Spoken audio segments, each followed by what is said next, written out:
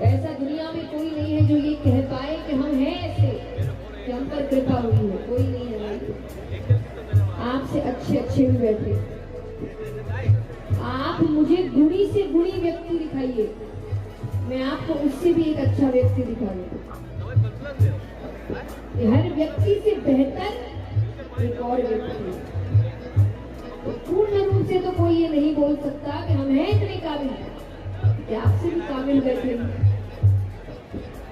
तो इसीलिए भक्त कहता है, मैं तो नहीं हूँ काबिल, तेरा प्यार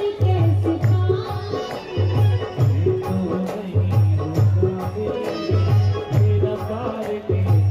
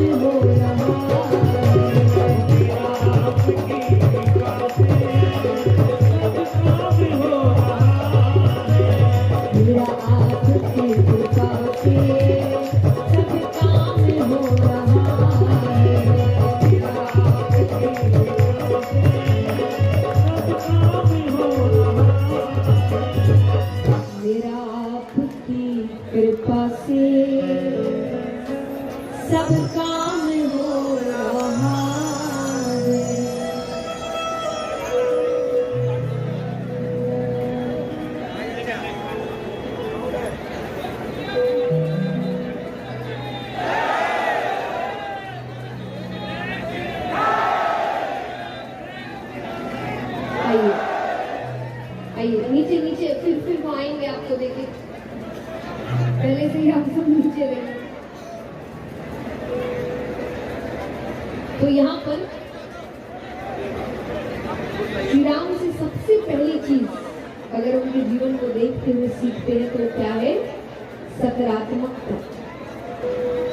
और ये बात याद रखिएगा, सकारात्मकता का मतलब ये कतई नहीं होता कि आप अपनी भावनाओं को दबा दें। सकारात्मकता का मतलब ये नहीं होता कि भावनाओं को, रोना आ रहा है तो रोए ना, क्रोध आ रहा है तो क्रोध करे ना, खुशी हो रही है तो खुशी दिखाए ना, ये सकारात्मकता नहीं है। मशीन थोड़ी है, हमारी ताकत है हमारी भावनाएं। लेकिन बस इतना याद रखना है कि भगवान कहते हैं कि मैंने मनुष्य को एक मालिक के रूप में बनाया है। संसार का मालिक बाद में बने, पहले अपने इंद्रियों का मालिक बने। लेकिन भगवान कहते हैं कि इस संसार की बात छोड़ो, ये तो अपनी इंद्रियों पर भी काबू नहीं करता। कैसा नहीं है कि भावनाओं को महसूस नहीं करना है पर तब करना है जब खुद की इच्छा, किसी और के कारण नहीं। हमने अपनी जिंदगी का रिमोट कंट्रोल दूसरों के हाथ में देकर रखा है कि नहीं? बताइए। आज मान लीजिए कोई व्यक्ति बहुत अच्छे से तैयार हो रहा है,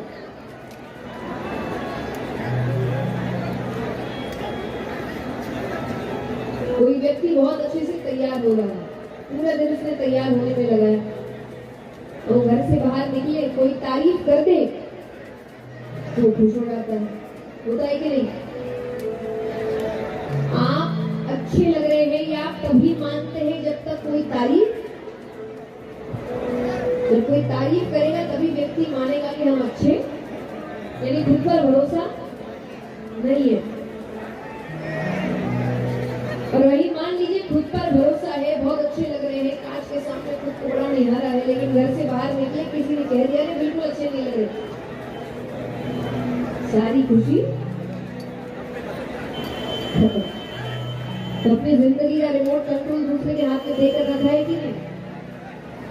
कई बार क्रोध आने पर लोग कहते हैं कि देखिए ऐसे तो हम बड़े शांत हैं, ऐसे तो व्यक्ति अच्छे ही है, बस क्रोध आए तो फिर राक्षस बन जाते हैं।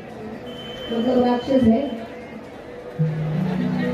राक्षस बाहर कब आएगा? जब अंदर बैठा होगा, जब बैठा ही नहीं होगा तो बाहर क्यों आएगा? तो यानी और उसका क्रोध का इल्जाम भी वो दूसरे पर ही लगाएंगे। यानी आपको सुखी करने के लिए, आपको दुखी करने के लिए, आपको क्रोधित करने के लिए आपको हमेशा जरूरत किसी और की है कि नहीं? इसको कहते हैं इंद्रियों का सेवक होना। तो महसूस करना है, और जब खुद का मन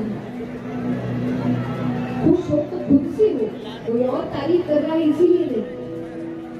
दुखी हो तो अपने मन से दुखी है, किसी और ने कुछ कह दिया उसकी वजह से नहीं। वरना एक बात बताइए, अगर कोई और आकर आपके दिमाग के साथ छेड़छाड़ करके चला जाए तो भगवान ने आपको इतना शक्तिशाली बनाया मानसिक तौर से, उसको तो आपने खराब कर दिया कि नहीं? आज मैंने कहा ना, कोरोना से बड़ी सीखें मिली है हमें। जब कोविड आया, वैक्सीन भी निकल गई, लेकिन आज भी डॉक्टर सबसे पहली चीज इसी बात पर अड़े हैं कि अगर आपकी इम्यूनिटी अच्छी है आप बचे रहिए। अब इम्यूनिटी का मतलब क्या होता है बताओ? आंतरिक शक्ति, अंदर से मजबूत हो, बाहर से नहीं। बाहर से कई बार आप लोगों तो अंदर से अगर आप मजबूत हैं तो बाहर कितने भी वायरस आ जाए आपका कुछ बिगाड़ नहीं पाएंगे। तो ये मानसिक तौर से भी होता है कि आपको यहाँ से इतना शक्तिशाली होना है कि बाहर कुछ भी हो रहा है तो यहाँ तक नहीं है। इसी को हम कहते हैं वैराग्य। वैराग्य का अर्थ केवल ये नहीं होता कि आप संसार छोड़ दें, वरना सबसे सुंदर आध्यात्मिक ज्ञान मेरी नजर में है श्रीमद् भगवद गीता। कौन दे रहा है? जिसने संसार नहीं छोड़ा। किसको दिया जा रहा है? जो राजा बनने वाला है। राजा से ज्यादा ऐश्वर्य किसके पास होता है? होता है किसी और के पास राजा से ज्यादा ऐश्वर्य नहीं, लेकिन उसको ये बताया जा रहा है कि आध्यात्मिकता क्या है, वैराग्य क्या होता है। तो वैराग्य का मतलब सब कुछ छोड़ना नहीं होता। वैराग्य का असली अर्थ हुआ कि सबके बीच हो, लेकिन वो चीजें आप पर हावी नहीं है। कितनी सुंदर बात श्री कृष्ण के लिए कही गई है कि आज उनके पास द्वारका जैसा ऐश्वर्य था। अब ये तो वैराग्य नहीं हुआ, ये तो वैराग्य, जबकि उनको बहुत बड़ा वैराग्य माना गया है, योगी राज कृष्ण कहा जाता है। लेकिन कई बार लोग कहते हैं कि द्वारका से ऐश्वर्य होने के बाद कैसे वो योगी हुए? बोले क्योंकि द्वारका से ऐश्वर्य है, लेकिन पलक झपकते ही उसको नष्ट भी कर दे। ये है वैराग्य, क्या बंधे नहीं है। एक बहुत सुंदर कहानी आपको सुनाती हूँ। एक बार ट्रेन से एक महाराज जी जा रहे हैं, फर्स्ट क्लास कंपार्टमेंट में बैठे, बहुत सा सामान है उनके साथ। अब वो अकेले ही बैठे अभी तक कंपार्टमेंट में, दूसरा व्यक्ति अभी तक आया नहीं। 2 सीट वाला कंपार्टमेंट है। तो आगे जाके एक स्टेशन पर एक व्यापारी चढ़ता है। कौन चढ़ता है? व्यापारी। सामान उसके पास भी बहुत है, उसने सामान इत्यादि रखा, बैठ गया। अब वो महाराज जी को देख रहा है, अब वो देखे सामान भी बहुत है, फर्स्ट क्लास कंपार्टमेंट में बैठे हैं। अब उसको मन तो कर रहा है कुछ बोलने का, तो उसने मजाक मजाक में कह दिया कि महाराज जी अगर देखा जाए तो आप में और हम में केवल कपड़ों का ही अंतर है। महाराज जी कहते वो कैसे? बोले अब देखिए तो फर्स्ट क्लास में मैं भी बैठा हूँ, फर्स्ट क्लास में आप भी बैठे हैं, सामान मेरे पास भी है, सामान आपके पास भी है, अंतर तो केवल कपड़ों का हुआ ना। अब ज्ञानी व्यक्तियों की खासियत होती है कि वो हर वक्त नहीं बोलते, वो सही समय पर बोलते। और मूर्ख की यही खासियत है, वो हर वक्त बोलता है, इसलिए सही समय पर जब बोलता है तो उसकी बात का कोई महत्व ही नहीं है। तो कहानी ना शेर आया शेर आया शेर आया, जब असलियत में आता है तो विश्वास ही नहीं रखता। ज्ञानी ऐसे ही होते, वो हर वक्त नहीं बोलते, वो सही समय देखकर बोलते। महाराज जी ने कुछ बोला, ठीक है बोलने दो, तुम खुश हो जाओ, मेरा भी समय आएगा। कुछ समय बाद ट्रेन एक स्टेशन पर रुकती है और स्टेशन पर कुछ देर के लिए रुकने वाली थी। महाराज जी ने कहा चाय पियोगे? बोले हाँ चलिए, यहाँ तो ट्रेन रुकने वाली है। तो दोनों बाहर जाते हैं, चाय की दुकान पर बैठा चाय पी रहे हैं। अभी भी महाराज जी ने कोई बात शुरू, अब जैसे ही ट्रेन के चलने की आवाज होती है, सीटी बजती है, व्यापारी उठने लगता है कि महाराज जी ने हाथ पकड़ लिया। बोले क्या हुआ? बोले तुम कुछ कह रहे थे ट्रेन में, ये अंतर है, क्या अंतर है मैं समझा नहीं। अरे वो कहे ये सब तो बाद में करेंगे, ट्रेन जा रही है। महाराज जी कहते रहे वो तो एक स्टेशन है, एक जाएगी एक आएगी, फिर दूसरी जाएगी, फिर तीसरी आएगी, काम नहीं आता। तुम बात बताओ, तुम बात क्या कह रहे थे? हम में तुम में अंतर है। अरे वो कहे मेरा सामान है ट्रेन में। महाराज जी कहते सामान तो मेरा भी है ना, तुम ये बताओ तुम बात क्या कह रहे थे? वो बहुत कोशिश करता है हाथ छुड़ाने की, पर पकड़ उनकी मजबूत है। अंत में वो समझ गया कि महाराज जी सोची बिना कहे उन्होंने अपनी बात रख दी। अंत में वो समझ गया तो हाथ जोर से झटकता है और कहता है कि मैं समझ गया मुझ में और आप में क्या अंतर है, कि फर्स्ट क्लास में आप भी बैठे हैं, फर्स्ट क्लास में मैं भी बैठा हूँ, सामान आपके पास भी है, सामान मेरे पास भी है, बस अंतर इतना है कि आप जब चाहे अपना सामान छोड़ सकते हैं, मैं अपना सामान कभी नहीं छोड़। वैराग्य का मतलब चीजें छोड़ना नहीं होता, वैराग्य मतलब वो चीजें आप पर हावी नहीं होनी चाहिए। उनके बीच रहकर भी आप भगवान के कितने बड़े बड़े भक्त बड़े बड़े राजा हुए हैं जो ऐश्वर्य में रहे हैं।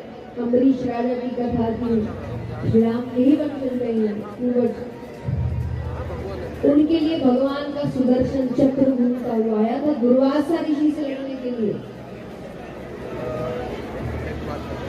ये कैसे हो सकता है कि राजा जिसके पास इतना ऐश्वर्य है, वैराग्य का अर्थ छोड़ना नहीं है। तो इसीलिए श्री राम से आप बहुत कुछ सीखते हैं। वो राजा थे, राजकुमार थे, लेकिन इसका मतलब नहीं कि इतने उन पे वो चीजें हावी पड़ गई कि जब वन के लिए कहा गया तो वो हार गए, वो टूट गए, वो बिखर गए। कुछ नहीं हुआ, वो जैसे अयोध्या में थे वो वैसे ही बन गए। तो रहना है सब चीजों के बीच, लेकिन अपनी इंसानियत, अपनी सकारात्मकता, अपनी शक्ति को नहीं भूलना और अपनी दया को नहीं भूलना। श्री राम की एक बहुत बड़ी खासियत है, बहुत दयालु थे, बहुत विनम्र थे। सोचो, जो व्यक्ति अंदर से जानता है कि भगवान है, उसमें अगर इतनी विनम्रता है तो हमने तो असलियत में कुछ है ही नहीं। हमें किस बात का अहंकार है? करने वाला हो, देने वाला हो, वापस लेने वाला भी हो, हमें किस बात का गुण रहता है? बहुत सुंदर प्रसंग आता है जहाँ पर श्री राम की विनम्रता दिखाई जाती है। एक बार दो बड़े व्यक्ति, बड़े यानी पद बड़ा था, पैसे बहुत थे, वो रिक्शा में जा रहे हैं, गाड़ी मिली नहीं, छोटा सा रिक्शा है, गरीब व्यक्ति है, रिक्शे में जा रहे हैं, काफी दूर तक गए, जितना पैसा होना चाहिए था उतना दे नहीं रहे। वो भी देख रहा है कि बड़े लोग हैं तो वो ज्यादा जोर से कह नहीं, वो बाहर जोड़ता है कि मालिक की,